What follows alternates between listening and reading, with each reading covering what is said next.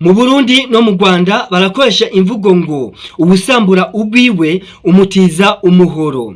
Amajambo meza n'imigambi myiza niyo abayobozi bo mu bihugu vya Afrika bashikiriza iyo bashitse ku butegetsi, ariko mu misi mike ibintu bitangira kumera nabi, aho bavuga yuko bazoshira mu ngiro ivyo ibwirizwa shingiro ry'igihugu rivuga, ariko bigatangira kuba nabi mu misi mikenya, aho bamwe kuva ku butegetsi habaho ihirikwa. Urebye akarorero ku vyabaye muri Mali, ku vyabaye muri Burkina Faso, mu vyabaye no muri Niger ndetse n'ahandi, biraza kuguha ishusho y'ibiriko birabera mu gihugu ca Kenya. Muri iyi video tugiye kurabira hamwe umwihwezo mu biriko birabera mu gihugu ca Kenya, kimwe mu bihugu bigize EAC.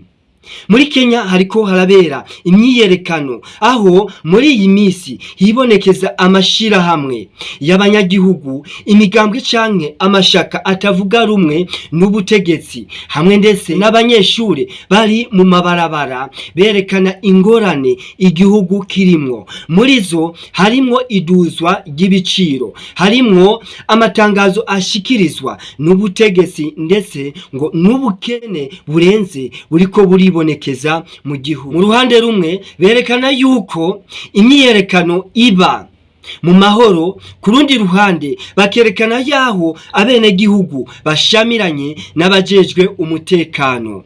Birababaje gusambura ibintu byubatswe umwanya munini. Nkaca nibaza ikibazo kivuga ngo mbega ugwaruka rw'uyu munsi ruzokubaka ivyo ruriko rurasambura mu mwanya ungana gute, ndetse no mu buryo bungana gute? Umuhinga Charles Darwin niwe yavuze aya majambo ngo it is not the strongest of the species that survives, nor the most intelligent, but one most adaptable to change. Muyandi majambo bishaka kuvuga ngo si abaciye ubwenge nta nubwo ari n'abanyembaraga bashobora kubaho muri ubu buzima bw'iyi si yononekaye, ahubwo nabo bose bemera kujana n'ihindagurika ry'ibihe ndetse n'ibibakikuje, kubera yuko isi ititeguye kuguha ivyo ukeneye. Reka tuvugane ukuri, benshi barafise abagenzi canke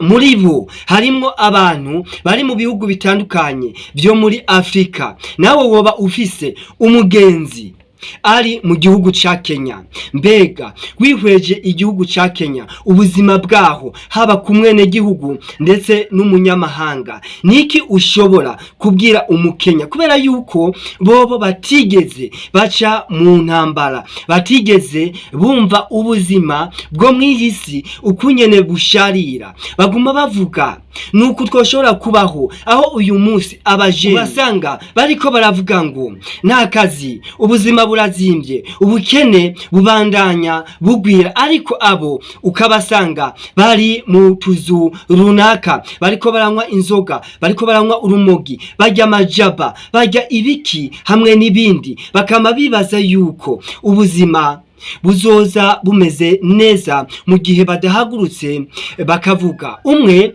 niwe yanteye inkuru, bigenda gute aho abarundi n'abanyarwanda ndetse abakongomani n'abatanzani bava hirya no hino bakaza mu gihugu ca Kenya kugira ngo bashobore kuba bo kwimprovinga ubuzima bugende neza. Arambarira ngo urakanyaga amafaranga frambu canke amahera woba ukoresha ngaho mu gihugu iwanyu, ukaza kurondeza amashiringi muri Kenya, ndetse bamwe muri bo bakavuga yuko bayabona. Aho uca usanga hariho bamwe bariko baravuga ntabuzi, ubuzima bubaye nabi, ndetse mwebwe mubigenza gute kugira ngo mushobore kuba mwokora ivyo biriya kugira ngo ubuzima bugende neza, muronke ivyo gufungura, muronke ivyo kuriha inzu, ndetse muronke n'amahera yo gusavinga azobafasha ejo kugira ngo ubuzima bugende neza. Ariko ugwaruka rwacu rukabandanya ruvuga ngo nta kazi, nta mahera, ubukene, iki niki.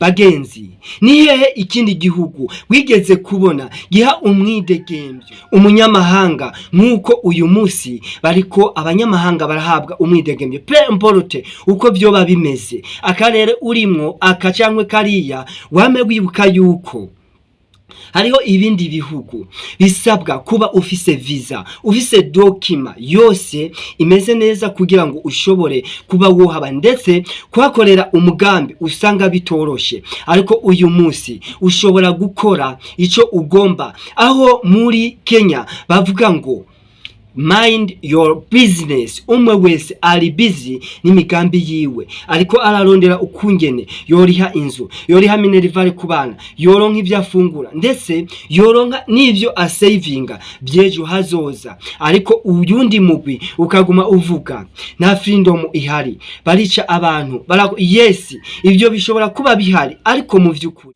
nimba woba umaze kugendura hirya no hino ukaraba ubuzima bw'umwene gihugu abayeho, ukaraba n'ubuzima bw'umunyamahanga mu gihugu atari kiwiwe abayemo, uce uza ubaze neza abasanzwe babaye mu gihugu ca Kenya, bakompare bakubwira ati umunyamahanga afatwa gute. Nuko nubwo biruko uko wowe ufatwa kose, uko ustragoringa kose kugira ngo ushobore kuronka ivyo savinga, ushobore kuronka ivyo ufungura, uriha inzu ndetse n'ibindi, umenye neza yuko hariho akarusho. Ikibabaje niki nuko mu myiyerekano habandanya habahumwo ubugizi bwa nabi bwo kwiba canke gusahura amaduka atandukanye ndetse n'ibintu bitandukanye, aho muriho haba uko gushamirana haza kubonekamwo abo babagirirwa nabi n'amagaze, gusunikwa kw'amazi kw'abajejwe umutekano kugira ngo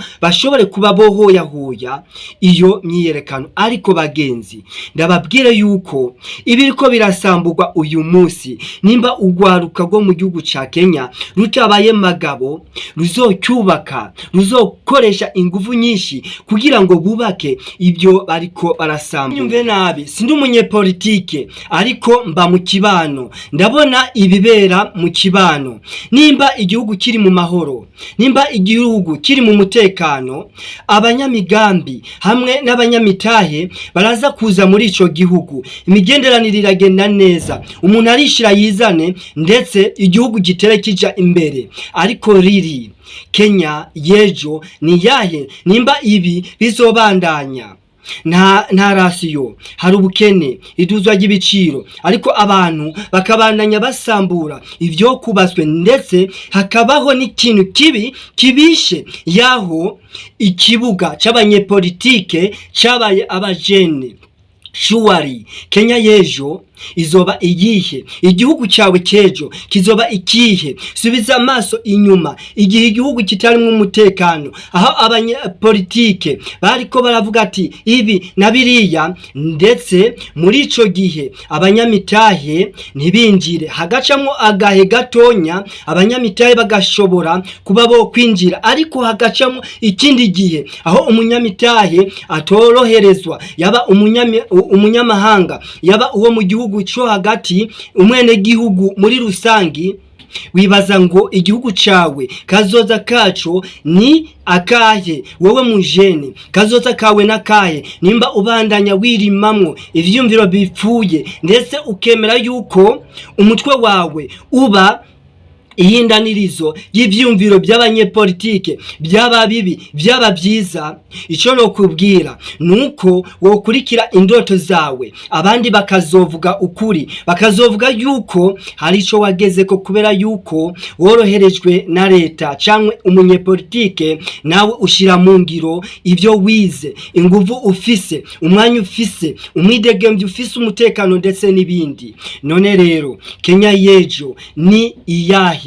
Bizogenda gute? Bizoba bimeze gute nimba ugwaruka rubandanya rugira ivyiyumviro baraturiye nakazoza? My friend, ndababwize ukuri, nimba hari igihugu c'umutekano n'amahoro, nimba hari igihugu cyo kwishira ukizana gisigaye muri Afrika ni Kenya. Nimba mbeshe muri commentaire umbeshe. Reka rero twigarukire ku banyamahanga bariko bararonderera ubuzima mu gihugu ca Kenya. Ndavuga abanyarwanda n'abarundi kubera yuko aribo baza kuntahura. Bashiki banje namwe bene wacu, ntabwo ari sura mbi ugiye gutanga mu makungu y'igihugu usanzwe ukomokamwo nimba uriko urategura kuja no gukora imyiyerekano mu gihugu atari kiwawe, ahubwo ugiye kononera n'umutekano abasanzwe bafise uburonderero muri ivyo bihugu. Ariyo mpamvu ukwiye kugendera kure cyane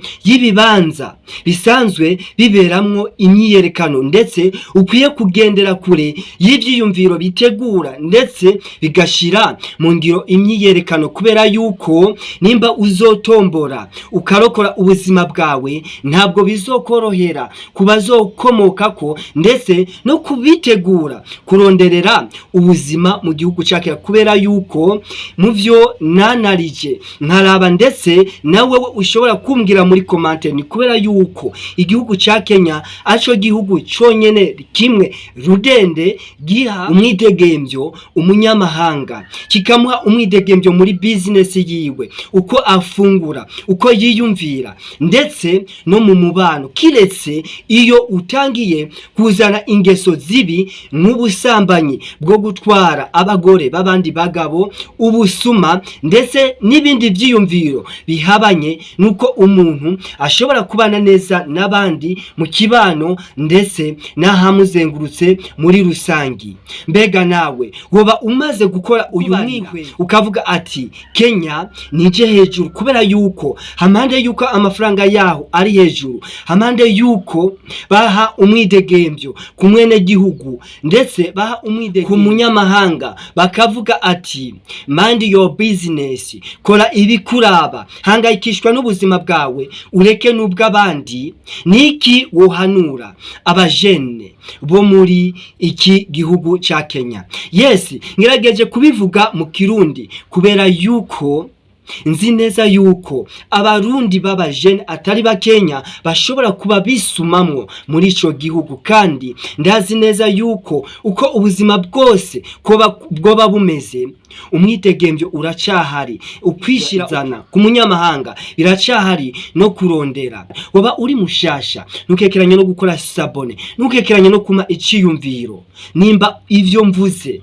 umwihwezo mvuze woba haraho uhuriye n'ukuri umbarire. Mbega igihugu ca Kenya baratanga umwidegemvyo ku munyamahanga, ifaranga ryaho riri hejuru, ndetse umwene gihugu wo mu gihugu ca Kenya abayeho gute? Kubera yuko baguma bavuga ngo ubuzima ni bube, ariko bakibagirwa yuko isi iriko iraja mu kaga, ndetse yaho atari ubuciye ubwenge, atari n'ubufise imbaraga ashobora kubaho muri ubu buzima bwononekaye bw'uyu munsi. Waba uri muri Amerika, Europe, Asia, muri Afrika ndetse handi, umenye yuko atari president runaka, atari ministre, onkle, mwene wanyu azoza guhindura ubuzima bwawe ngo agire indoto zawe ukuri, atari wewe nyene, kubera yuko umusozi ni wewe. Ari nayo mpamvu ukwiye guhindura ivyumviro, ugakura amaboko mu mpuzo, ugakora ndetse ukizere mu mbaraga z'ivyo ukora ndetse no mu Mana, kubera yuko